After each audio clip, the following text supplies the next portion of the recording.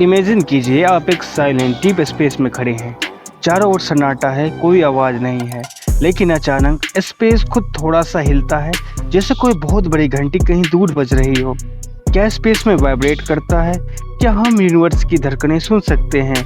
जी हाँ, ये कोई कल्पना नहीं, यह है ग्रेविटेशनल वेव की कहानी। नमस्कार दोस्तों, मैं हूँ आयुष। आप देख रहे हैं कॉस्मो ज्ञान, जहाँ हम यूनिवर्स के सबसे अद्भुत रहस्य को डिकोड करते हैं।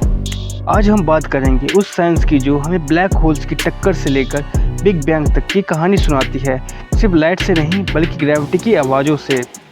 ग्रेविटेशनल वेव्स, आइंस्टीन ने 1916 में इनका प्रिडिक्शन किया था अपने जनरल रिलेटिविटी थ्योरी में।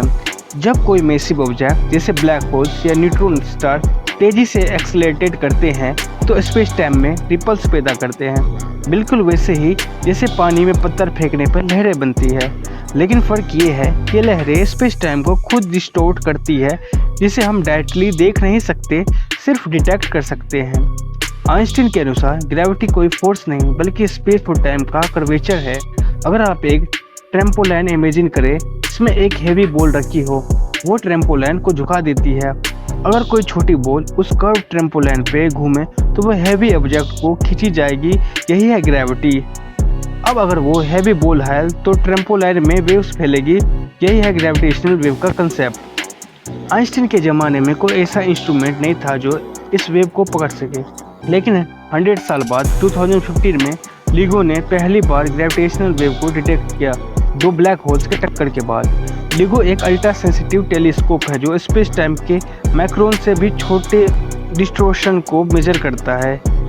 इस डिटेक्शन के लिए साइंटिस्ट को 2070 का नोबेल प्राइज भी मिला। आप सोच रहे होंगे, क्या हम इन वेव को सुन सकते हैं?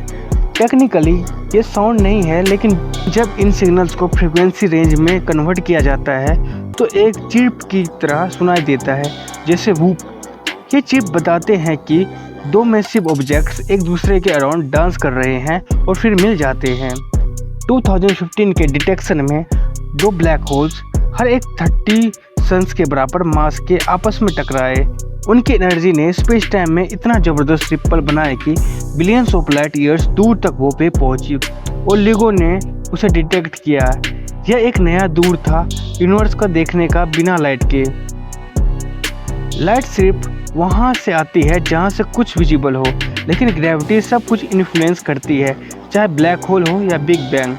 ग्रेविटेशनल वेव हमें black hole mergers, neutron star explosions, early universe की वाइब्रेशंस, इवन एक्स्ट्रा डायमेंशंस के एरिया भी दे सकते हैं।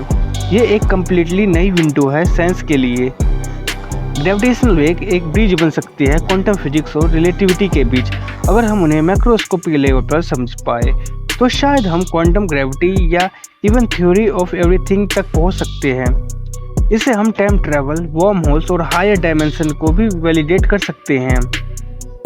आज के टाइम में लिगो, विर्गो और कागरा जैसे डिटेक्टर्स अर्थ के अलग अलग पार्ट्स में ग्रेविटेशनल वेव्स डिटेक्ट कर रहे हैं।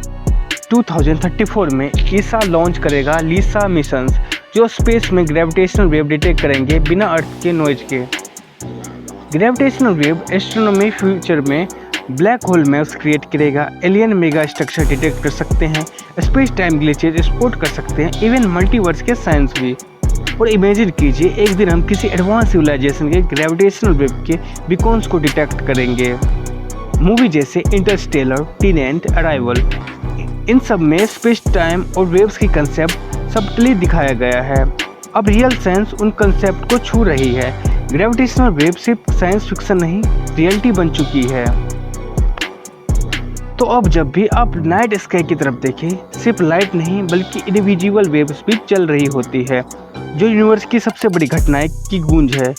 अगर आपको लगता है हम फ्यूचर में ग्रेविटेशनल वेव के जरिए एलियंस या बिग बैंग के बारे में और जान सकते हैं तो कमेंट जरूर करें। ऐसे ही और साइंटिफिक जर्नी के लिए जुड़े रहिए, जहां हम सुनते हैं यूनिवर्स की अनकही कहानी।